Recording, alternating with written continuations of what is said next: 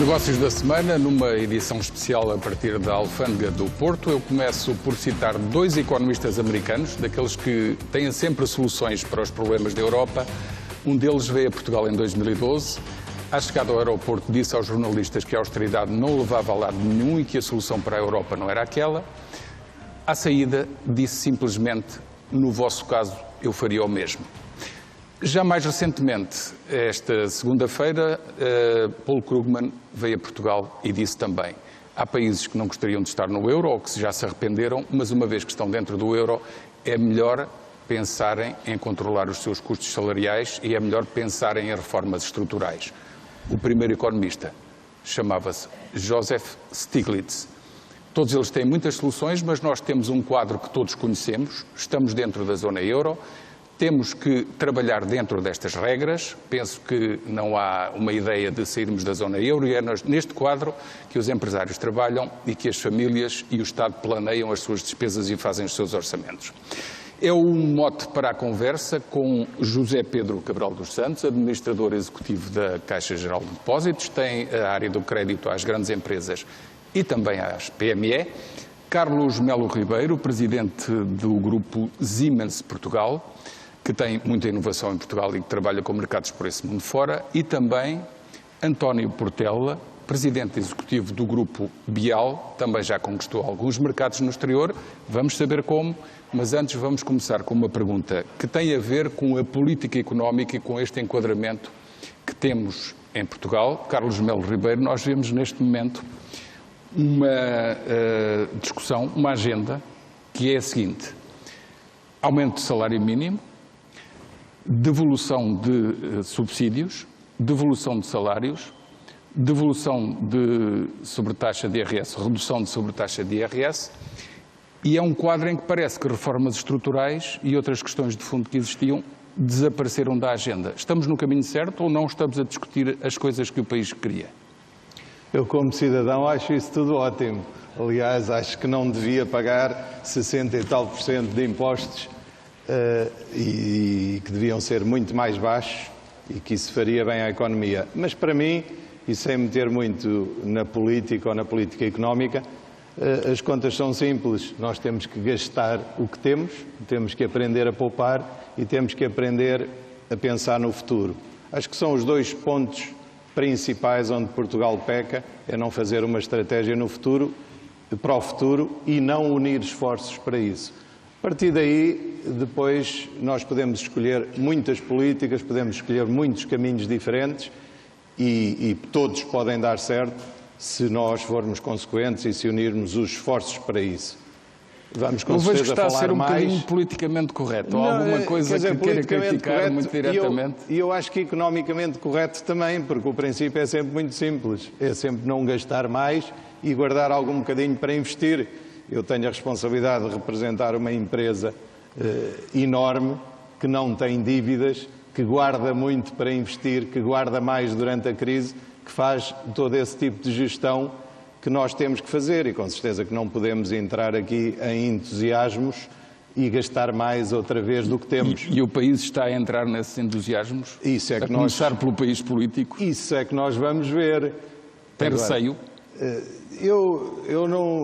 Eu aprendi, e sabe muito bem que já falámos muitas vezes, a ser um homem positivo, e como já foi dito aqui noutros painéis, nós, empresários, temos que ver que condições é que temos e fazer o melhor disso. Portanto, não é receio, não é uma definição correta, mas com certeza que não acredito em aventuras, não acredito em vender a alma ao diabo e com certeza que temos que continuar a ter políticas sensatas e de acordo com a situação em que o país está e não entrar em euforias.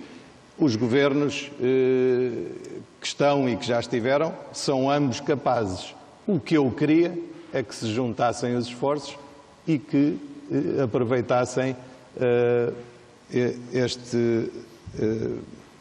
este tempo de recuperação do país, que assim parece, tudo indica, para juntarem seriamente os esforços e como alguns políticos dizem, eu gostava, e já metendo à frente outro tempo, eu gostava que o próximo Presidente falasse numa coisa que não se falou. É que se por acaso alguma coisa correr mal, então podem os dois voltar, que estão perdoados, juntarem-se e fazerem um governo mesmo sem haver eleições. E se calhar fazerem um pacto para 2 legislaturas e fazerem as tais reformas. Esse é um bom tema de conversa, mas eu imagino que entretanto já tenha aí uma lista de pedidos para o novo Ministro dos Equipamentos e do Planeamento e das Infraestruturas, porque as grandes empresas como a sua também vivem disso, não é? Não, por acaso nunca foi o nosso hábito ter lista de pedidos. Nós, como eu disse, vamos esperar, vamos ver qual é o rumo e as ações deste Governo e depois vamos perguntar o que é que este Governo quer fazer, o que é que o país precisa e aquilo que nós pudermos fazer e que pudermos ajudar para o desenvolvimento do país num sentido de business to society, e esse é o princípio da minha empresa, nós fazemos aquilo que acreditamos que desenvolve a sociedade. Nós vamos colaborar. Eu não desisto de perceber o que é que acha que vai desenvolver a sociedade em termos de obras, já lá vamos. António Portela, o que é que acha desta agenda que fala de devolução de benefícios e de rendimentos e não se ouve falar tanto daquilo que são responsabilidades, deveres, até, por exemplo, os exames da escola já estão a ser retirados e, portanto, parece que estamos a criar uma sociedade outra vez sem prémio nem castigo. Isto vai dar bom ou mau resultado? Eu, por um lado, acho que o Carlos tocou aqui num ponto muito importante e que nós, em Portugal, temos tido alguma dificuldade em fazer, que é pensar no longo prazo, pensar no futuro, planear o futuro. E acho que não estamos agora, neste momento, a fazer isso. E acho que é necessário fazermos isso, ou seja, é necessário pensarmos onde é que nós queremos estar daqui a 5 ou 10 anos e depois, então, vermos o que é que temos que fazer agora para podermos chegar aí. Ou seja, quais são os caminhos possíveis para nós podermos chegar onde queremos chegar. Não estamos a fazer isso. A liderança política tem que dar o exemplo. Eu acho que nós estamos, como disse, quer dizer, acho que as discussões neste momento que estão em cima da mesa estão muito mais voltadas para as coisas imediatas do curto prazo e não estamos a pensar tanto. Se calhar esse trabalho está a ser feito, não está a ser visível do ponto de vista do cidadão, do nosso ponto de vista. E, portanto, eu acho que esse trabalho tem que ser feito. Não é uma questão deste governo, é uma questão de qualquer governo e nós vemos que alguns países têm conseguido dar a volta ou têm conseguido mexer com as características, com o desenvolvimento económico, porque tem, e bem, como o Carlos diz, bem pensado no longo prazo, feito pactos de legislatura em algumas questões cruciais para o desenvolvimento do país. E acho que isso é algo que se vai falando muito, mas que temos feito pouco.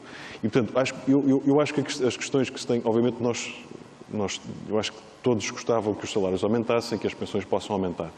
Aliás, eu a semana passada ouvi uma palestra do professor Carlos Brito, da Universidade do Porto, que dizia: eu quero ter um melhor salário, como toda a gente quer, e quero ter uma melhor pensão no futuro.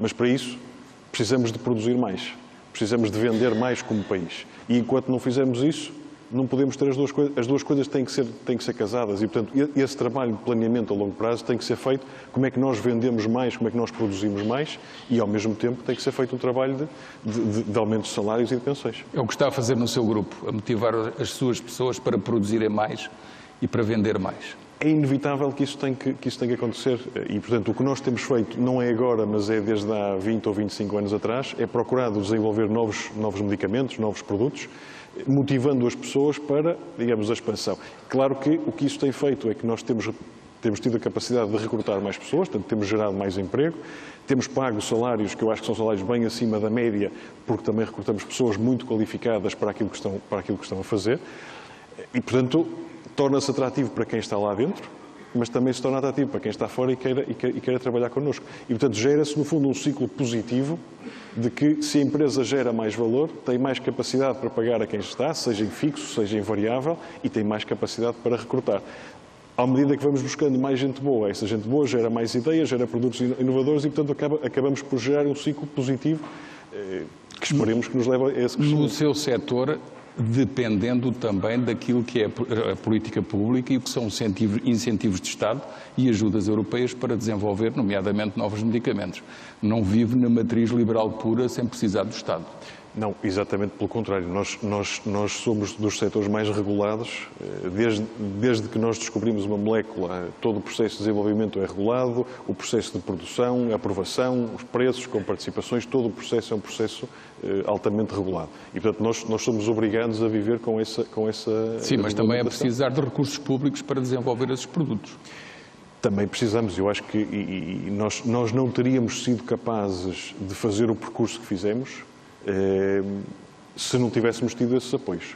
E, portanto, os apoios que vieram quer de Portugal, quer da União Europeia, foram apoios fundamentais para nós termos sido capazes de desenvolver uma equipa de investigação e desenvolvimento e de investir aquilo que investimos. E, portanto, no fundo, acabou por ser um trajeto feito em parceria que hoje eu acho que nós temos consciência que não teríamos sido capazes de investir se não tivéssemos tido esse apoio. Muito bem, já vamos aprofundar sobre o seu setor e a sua empresa. José Pedro Cabral dos Santos, a agenda que faz o país neste momento, agrada-lhe como pessoa que trabalha na banca e no financiamento da economia? Olha, eu acho que em tudo na vida, nas empresas e na banca também, a euforia nunca é um bom conselheiro. E o fundamental em qualquer realidade, seja ela empresarial, seja outra qualquer, é que haja crescimento, haja desenvolvimento, mas que tudo isso se faça de uma forma sustentada. Está a sugerir assim ao de leve que não está a ser estou seguida a essa isso. política? Estou a fazer juízos genéricos, não juízos concretos. Só estou a dizer que a euforia não é boa conselheira e que tudo só cresce de uma forma que vale a pena crescer se for de uma forma sustentável. E a nossa esperança é que isso aconteça no país, aconteça nas empresas e também, obviamente, em todos nós que vivemos cá neste país fantástico. Eu noto muito que esta questão do crescimento sustentado foi muito levada a sério, nomeadamente na casa a que eu tenho um grande orgulho de pertencer, e também em grande parte das empresas portuguesas. Eu acho que as empresas portuguesas nos últimos anos foram um sustentáculo enorme para o país.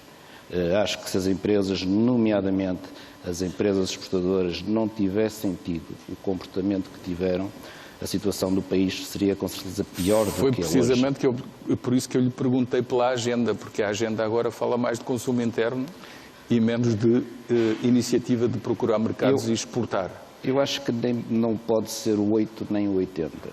Eu acho que o consumo privado e o consumo interno é bom que cresça, mas que não cresça de uma forma insustentável. Mas é fundamental que a dinâmica de exportação da economia portuguesa consiga prosseguir. E aqui eu quero chamar a atenção porque muitas vezes fala-se na exportação das empresas portuguesas. As empresas portuguesas, mesmo as que exportaram, sofreram imenso. Porque se o José Gomes Ferreira pensar, há 3 anos atrás, toda a gente estava a exportar muito para países que hoje são um problema. E estava a sair de países que hoje são realidades bem mais interessantes do que eram há 3 anos. Não vale a pena falar em exemplos, que acho que toda a gente percebe, mas, por exemplo, quem estava há 3 ou 4 anos em Espanha estava com dificuldades e hoje acho que tem em Espanha um mercado com um potencial muito interessante para que a economia portuguesa se desenvolva e cresça para a Espanha. Aliás, Espanha sempre foi um destino muito importante para as nossas exportações, passou o mau bocado que nós também passamos em Portugal, mas toda a gente percebe que está com uma capacidade de reabilitação que nós acho que ainda não temos. Portanto, exportar é preciso saber para onde e estar sempre atento e de repente mudar se for preciso. E ter capacidade para aguentar sobressaltos, que muitas vezes não tem. E deixe-me dizer uma frase de um empresário português que eu falo muitas vezes. Para se exportar bem é preciso ir ver com os pés. Ir lá mesmo. É ir lá, da cadeira, é conhecer, é ver as realidades, é ver as culturas. E muitas vezes fala-se em Portugal e em muitos fóruns, fala-se da internacionalização e mistura-se a internacionalização com a exportação. São coisas um bocadinho diferentes.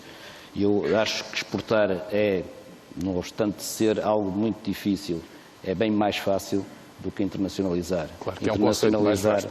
Ir para um país, ir criar estruturas, ir conhecer culturas, tentar levar as nossas culturas, é muito mais difícil e é preciso estar, já disse isto algumas vezes, é preciso as empresas que fazem estes processos de internacionalização terem capacidade para perder dinheiro.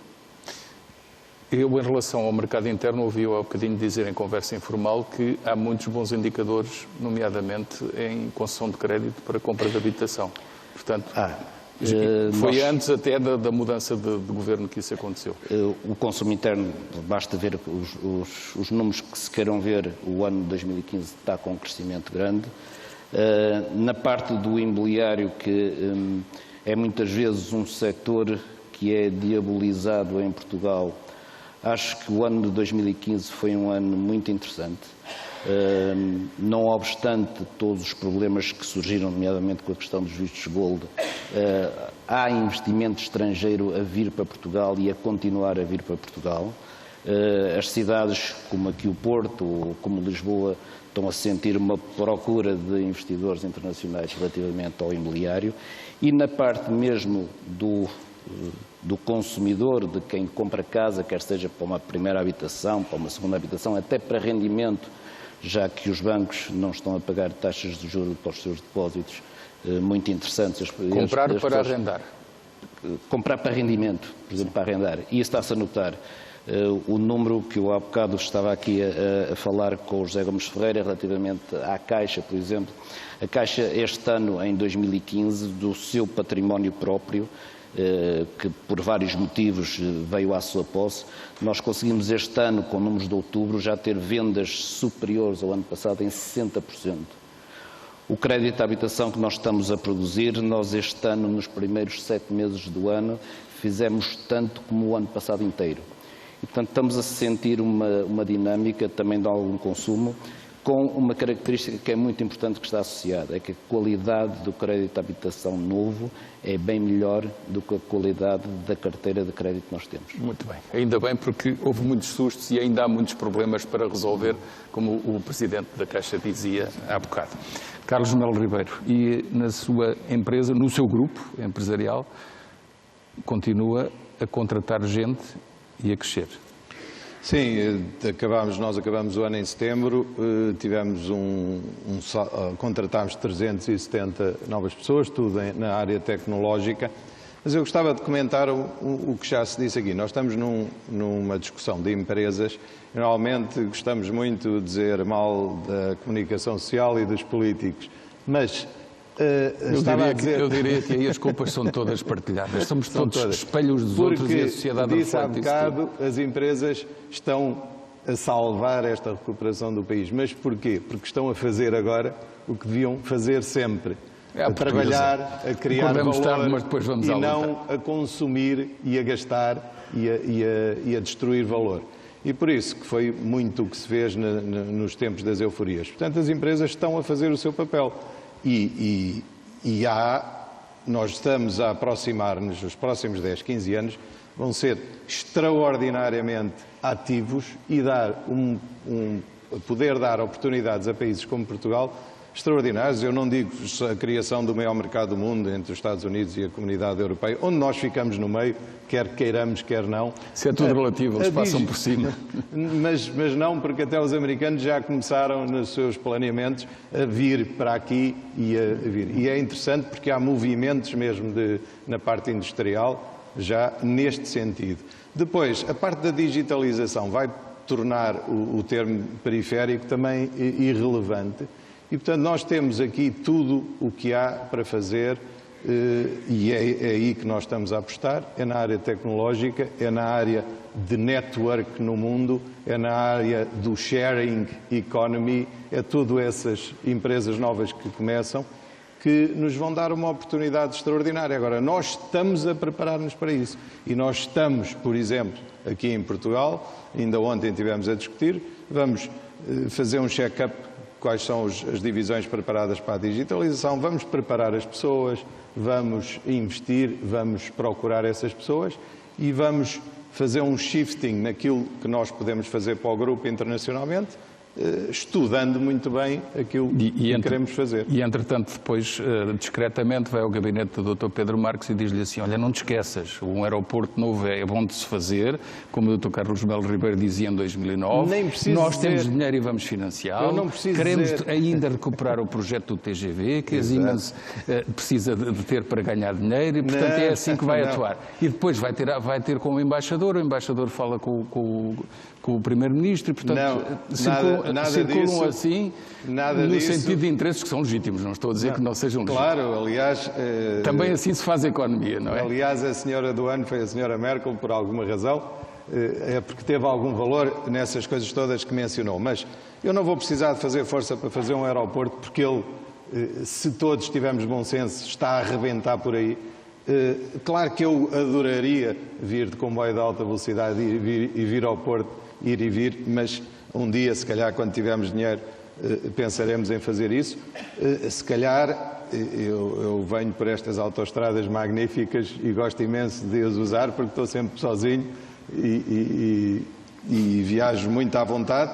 Se calhar podia ter decidido outra coisa no caminho, mas isso eu prefiro as ter aqui do que não ter nada.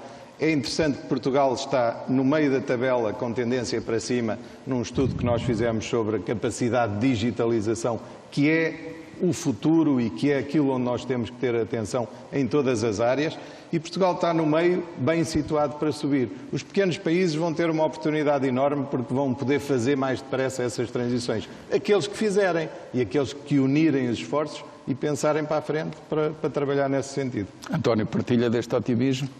Podemos crescer ainda mais cá dentro e ir à luta e conquistar mais mercados lá fora, nomeadamente com os medicamentos que já vende a americanos e na Europa? Eu sou um otimista também e acho que nós temos condições para o fazer.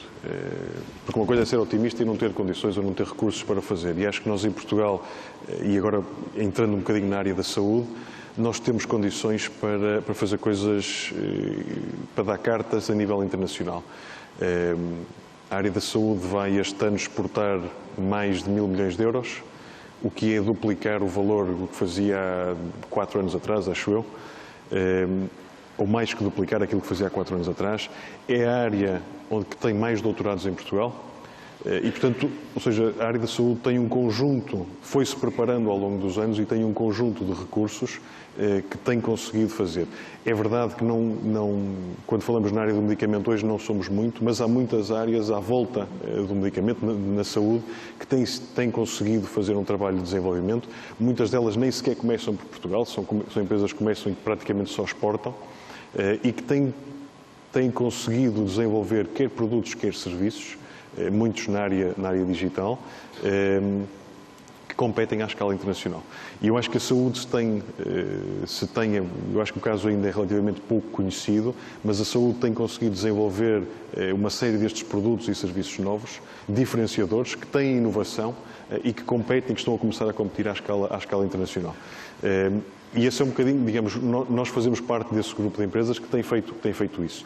Claro que não é um trabalho de agora, é um trabalho que começou há 25 anos atrás e onde nós temos consistentemente ao longo dos anos, sustentadamente, investido em investigação e desenvolvimento, procurando ter novos produtos.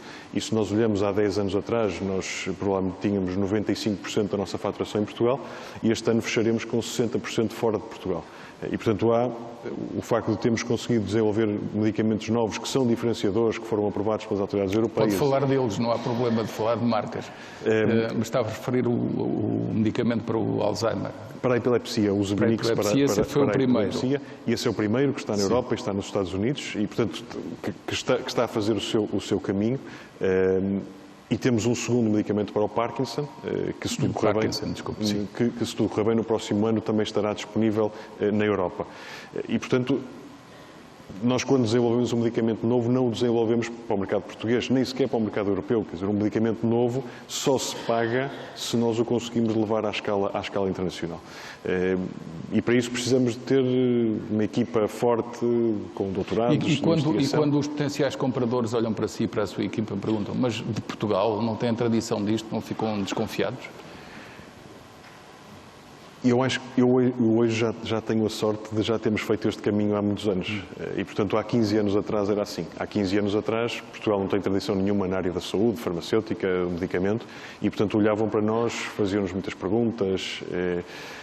Hoje, nós temos já uma aceitação, já conhecemos, já trabalhamos com empresas, com parceiros, com as autoridades diferentes, e dou-lhe um exemplo, a autoridade americana, quando o Zebinix para a epilepsia tem duas indicações aprovadas nos Estados Unidos para uso em terapia adjuvante, portanto, juntamente com outros medicamentos para a epilepsia, e em monoterapia, portanto, já pode ser usado sozinho. A da monoterapia foi aprovada agora em agosto deste ano. A adjuvante já foi aprovada há 2 anos. Quando foi a aprovação da adjuvante, a autoridade americana foi muitíssimo exigente connosco. Claro que nós percebemos que naquele momento estamos a falar de uma empresa que veio de um país onde se calhar alguns deles nem sequer sabiam onde é que era Portugal, nunca tinham ouvido falar da nossa empresa e, portanto, escrutinaram-nos de todas as maneiras. E ainda para mais estávamos numa fase onde Portugal estava nas notícias, mas era pelas piores razões. E, portanto, fomos muito escrutinados. O que é verdade é que o medicamento está há 2 anos no mercado americano, tem dado excelentes resultados e eles agora foram a primeira autoridade a nível mundial a aprovar-nos a indicação da monoterapia. Portanto, este caminho faz-se, digamos, demonstrando o valor que têm os nossos produtos. Muito bem. Só um comentário rápido, por favor, que o tempo voa. Naquilo que disse, se é estranho eles acharem que um português poderia ser menos visto que outros. Já não vai ser assim. Um filho meu, 25 anos, foi agora para Nova Iorque, para Boston, e está numa área social. Qualquer reunião onde ele lá vai, que é um país dos networks, nunca ninguém lhe perguntou de onde é que era, o que é que era. Disseram, tens uma ideia, nós queremos ouvir falar nela. Nunca lhe perguntaram de que cor é que era, de onde é que vinha. Perguntaram pela ideia. E este mundo está-se a construir assim. Muito bem, é preciso aproveitar essas oportunidades. Cabral dos Santos, estamos neste momento uma relativa acalmia, ou tínhamos até agora uma relativa acalmia no setor financeiro, depois das grandes descobertas, por assim dizer, de dificuldades e de problemas que existiam antes, que aconteceram em 2011, 2012, 2013, com a intervenção do Estado, que na prática mais de metade da banca estava nacionalizada já nessa altura. Agora, depois de alguma acalmia, vemos casos como o do Banif, que estão no centro das preocupações, e também a própria venda do novo banco não é um processo que tenha decorrido como as autoridades queriam. Vai trazer dificuldades acrescidas à economia esta situação de instabilidade, e esta instabilidade no setor financeiro vai crescer?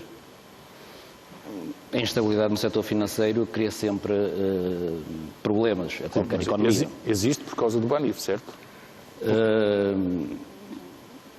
Pelo menos, isto hoje já foi aqui falado um bocadinho, talvez se tenha, obviamente o problema é grave, mas talvez se tenha noticiado demais neste fim de semana. Mas é uma realidade e, portanto, é uma realidade que se vai ter que lidar, mas eu acho que o que tem que presidir a qualquer pessoa que toma as decisões para a forma de lidar com este problema é pensar na estabilidade do sistema financeiro. E, portanto, é encontrar a solução que mais contribua para a estabilidade do sistema financeiro. Calma, ponderação é o que se exige. E em relação ao financiamento da economia, eu ouço os banqueiros sempre dizerem, atenção, há crédito suficiente, só não há pedidos de crédito porque as próprias empresas não estão a fazer essas solicitações, e eu contraponho sempre dizendo, isso é tudo muito bonito de se dizer, mas há uma larga faixa de empresas que estão naquele limbo entre, se receberem o apoio, conseguem conquistar mercado externo, conseguem aumentar a linha de produção, e se não o receberem, de facto, ficam numa situação difícil. E essas não são propriamente aquelas que garantem o retorno do dinheiro emprestado e são aquelas que mais precisariam. Há uma larga faixa de empresários que continua a queixar-se, com uma particularidade que também tem a ver com a comunicação social.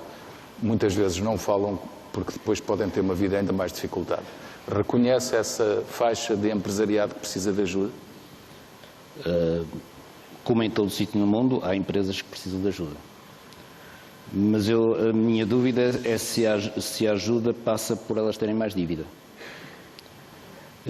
Por exemplo, soluções de capital? Soluções de capital, repare, as soluções de capital em Portugal, acho que vale a pena fazer um bocadinho um resumo do que elas têm sido. Em Portugal, as soluções de capital é assim: quando uma empresa está bem, não quer que dividir o capital com mais ninguém. Quando a empresa está mal, quer acionistas novos para tentar salvar a empresa. Isto não é sustentável para nenhum negócio, nada se faz assim. A abertura deve ser em momentos em que as coisas estejam estabilizadas para garantir a sustentabilidade dos projetos. Em que haja perspectivas, em que haja projetos, em que haja planos de negócio bem analisados e bem feitos e comprovados, e que haja gente capaz de gerir esses projetos e essas empresas. Há aquela questão muito académica que se põe que é melhor uma má empresa com uma boa gestão ou é melhor uma má gestão com uma boa empresa. O ideal é uma boa empresa com uma boa gestão, mas isso obviamente é o melhor dos mundos. Mas o que tem acontecido em Portugal muito recentemente, e hoje já foi aqui focado, é a questão do papel que as capitais de risco, e eu sou suspeito, mas a capital de risco da Caixa tem feito para capitalizar novas empresas e empresas que se estão a lançar no mercado. Nós temos projetos interessantíssimos, aquilo que o Carlos estava a falar de que ser português ou não ser português é completamente indiferente. O que é importante é ter bons projetos. Nós temos projetos na Caixa Capital que estão a ser capitalizados por investidores de todo o mundo. Coisas mais diferentes, desde um app que arranja alojamento para universitários, até uma empresa que faz contagem de pessoas que entram numa área comercial. E aquelas empresas da economia real produzem aquelas coisas que se põem na prateleira dos supermercados, essas estão um bocadinho arredadas, não? Não estão. E repare, aqui no Norte há muitos bons exemplos de empresas que põem coisas nos supermercados que estão muito bem. Há muitos bons exemplos de empresas, quer seja na área das conservas, há excelentes exemplos de empresas do setor conserveiro, que, repare, foi um setor que perdeu muitas empresas, mas que as empresas que hoje têm são empresas de excelente qualidade. E, portanto, muitas vezes essa depuração de determinados setores também a prazo é importante que ela suceda. A questão das massas alimentícias, há um exemplo aqui no Norte, não vale a pena pôr nomes, de um sucesso incrível. Há áreas como, por exemplo, as gorduras alimentares, que temos empresas fantásticas em Portugal. Portanto, aquilo que aparece no supermercado não é assim tão complicado e quem me dera a mim ser empresário de uma empresa dessas. É bom falarmos nesses setores. Carlos Melo Ribeiro, olhamos para um país que ainda não é amigo de quem quer criar empresas de raiz, nomeadamente porque a burocracia é muito grande. Pois há problemas de justiça que, quando surge uma situação em que há litígio, a justiça nunca mais resolve e ficam os ativos presos durante 5, 10, 15 e às vezes 20 anos e nunca mais há uma decisão ou de falência ou de recuperação. Há muito trabalho a fazer nessa área, certo? Eu diria até que a burocracia é o que já avançou mais rápido, porque a mas empresa isso é para criar as empresas, mas depois para as pôr a funcionar é um problema gravíssimo. E devia estar mais focada principalmente na criação, porque o que falta na Europa e falta neste país, em contraponto com os Estados Unidos, para recuperar mais depressa a economia, são exatamente as novas empresas, os startups ou as startups, porque são elas que criam o emprego que as grandes, quando vem uma crise, têm que reduzir. E a economia assim se regenera, porque depois das 10 ou 20 startups que vão crescendo até aos 5 pessoas, mas são não sei quantas mil, como se formam aqui, só 2 ou 3 é que sobram, mas que depois vão buscar mais pessoas e vão crescer dos 5 para os 10, para os 20, para os 200, e é isso que vai outra vez buscar as pessoas que sim, mas é fácil fazer uma empresa com 5 ou 6 pessoas, um computador numa sala que já estava previamente preparada, eu construída. Na minha vida privada também já criei empresas. Sim, mas se for outro tipo de estrutura, agroindustrial ou industrial mesmo, se for, continua a ser um problema gravíssimo esse aspecto. Não, quer dizer, é difícil de eu dizer, porque nós, como multinacional, aqui há 110 anos este ano, nós sabemos fazer isso tudo.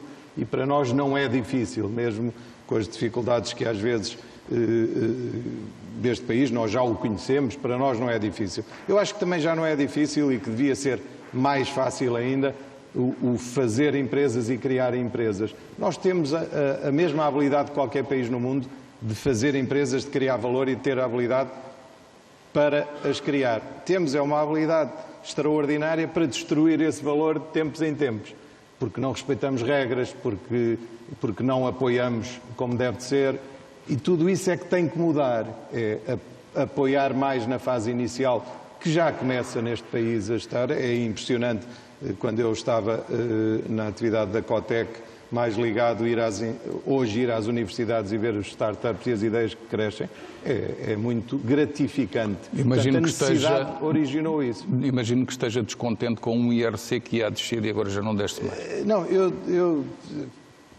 quer dizer, é sempre difícil perguntar a nós, porque nós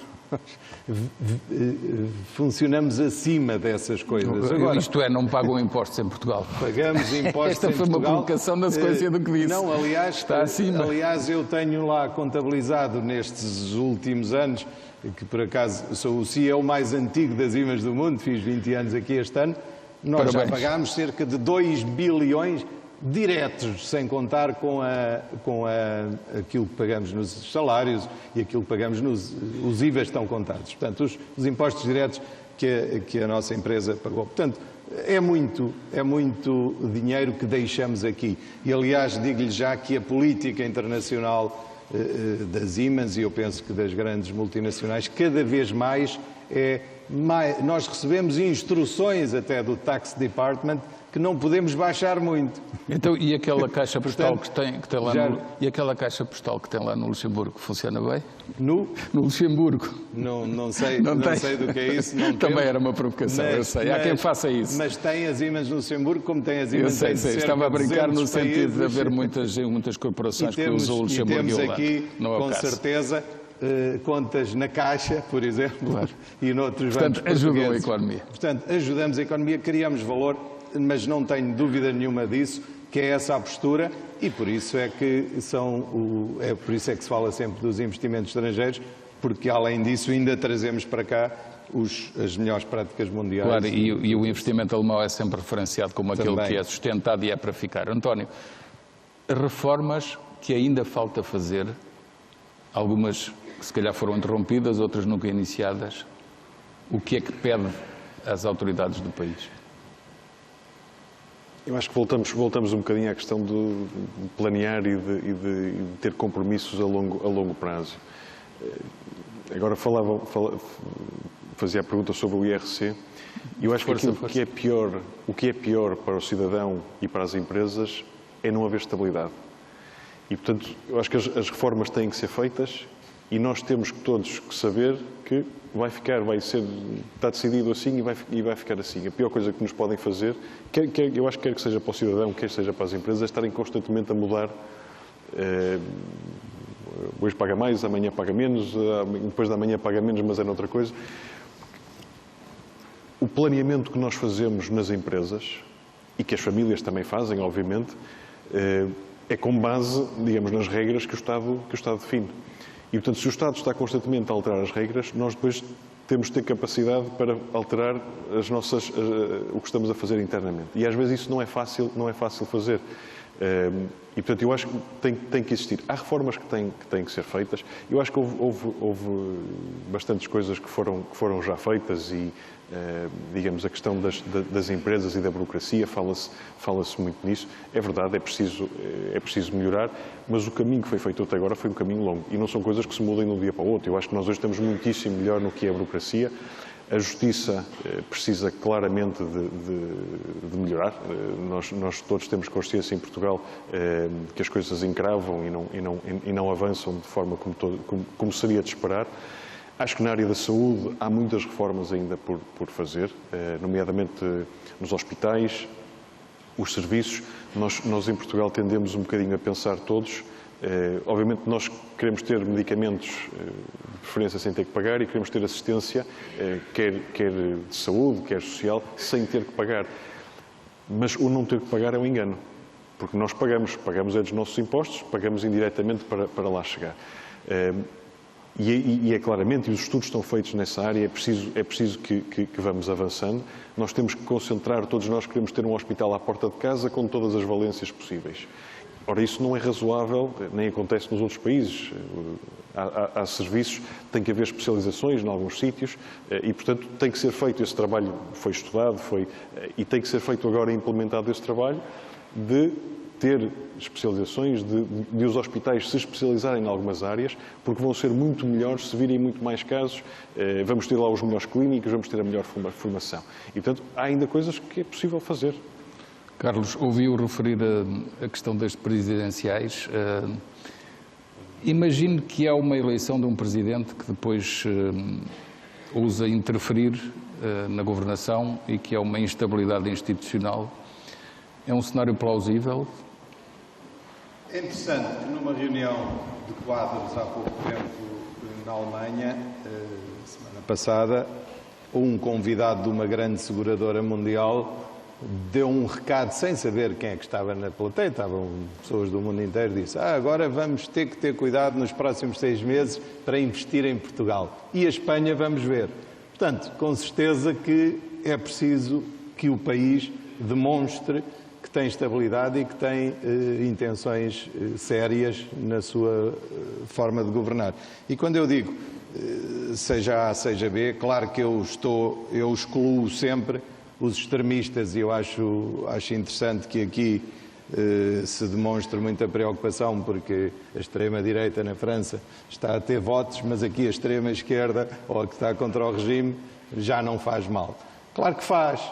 Agora, os 70% ou 80% dos portugueses que estão no meio são aqueles que se deviam preocupar em unir os esforços, e eu digo sempre a mesma coisa, porque na nossa empresa é assim, nós só temos sucesso se conseguimos fazer a união dos esforços e aí temos resultado e saber, claro, para onde vamos. Íamos melhor com uma união entre os principais partidos, claro, uma conjugação de esforços entre os principais partidos. Tomara eu que agora aparecesse num discurso, não que se deita tudo abaixo, ou que se faz isto, ou que se faz aquilo, mas que se retome se por acaso acontecer algum problema com esta coligação, como é natural que algum dia aconteça, que se retome aquilo que devia estar desde o princípio, que é os 80%, que representam 80% dos portugueses, se juntem por 2 legislaturas para fazer aquilo que o país precisa com calma e com união de esforços, porque qualquer um de nós, se conseguir que na sua empresa as pessoas trabalhem todos na mesma direção, tem resultados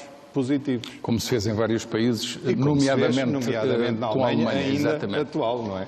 Muito bem. Cabral dos Santos, em relação àquilo que pode ser um risco externo importado, estamos numa semana em que pode haver uma mudança radical da política monetária nos Estados Unidos com o regresso à subida das taxas de juros. E agora? E agora vem por aí adiante, atravessa o oceano e daqui a uns tempos estaremos aqui também a discutir isso e depois, como é que é? Pois para quem tem créditos, para isso quem tem dívidas. Isso é uma situação que nós diariamente nos vamos debatendo. Obviamente, nós somos uma economia que está muito dependente do exterior e, portanto, tudo isso nos afeta. Agora, receio de que possa haver também, deste lado do Atlântico, uma subida das taxas de juros, é isso? Não sei. Sinceramente, não lhe consigo ter uma opinião sobre isso. As taxas de juros, como sabes, já estão extraordinariamente baixas. Certo. Aliás, nós os bancos à procura do ponto de inflexão, se irá existir. Nós os bancos até já nem ganhamos os spreads, não é? Com as oribas negativas até já nem os spreads ganhamos. Portanto, a questão da subida das taxas de juros para os bancos não seria mau. Para a economia, com certeza que não seria uma situação muito favorável. Isso é o que diz o Presidente do Banco Central da Alemanha, que diz que nunca concordou com esta política monetária facilitista, porque até os bancos depois nem têm condições para ter margens. Exatamente. E essa é a eu realidade. acrescentaria a isso, vão ganhar com umas comissões, vão ganhando com umas comissões nos cartões e por aí fora. Mas mesmo nas comissões, os bancos têm a sua atividade cada vez mais condicionada. Certo. Como sabe, nomeadamente a banca na Europa e a banca em Portugal, há uns anos cobrávamos determinadas comissões que já atualmente não podemos sequer cobrar, nem estamos autorizados a cobrar. A atividade bancária não está fácil de ser uma atividade lucrativa, ela tem que ser muito bem repensada, as margens são muito apertadas, as comissões não são aquilo que nós gostaríamos de ser e, portanto, nós temos que fazer um trabalho, e estamos a fazer um trabalho muito grande, de eficiência, porque só com eficiência é que nós conseguimos ultrapassar uma fase destas em que as margens são pequenas, as comissões são difíceis de cobrar e em Portugal, desculpe-me eu dizer isto, há excesso de oferta bancária. Isso levava-nos a um outro programa e, infelizmente, acabou o nosso tempo. E deixe-me só falar num muito ponto rapidamente. que eu não me queria esquecer, que é uma coisa que está cá e que vai condicionar muito os próximos anos para a economia portuguesa. 15 segundos para o dizer. Que são os quadros comunitários de apoio. E para ser sintético, ao contrário de anos passados, em que muita gente pensava em investimentos em função dos subsídios que existiam, acho que faz sentido as pessoas pensarem nos investimentos que devem fazer e depois verem quais são os subsídios que existem. Fica o alerta. José, Carlos, António, muito obrigado. É tudo. Até quarta-feira. Tenha uma boa semana. E obrigado pela vossa...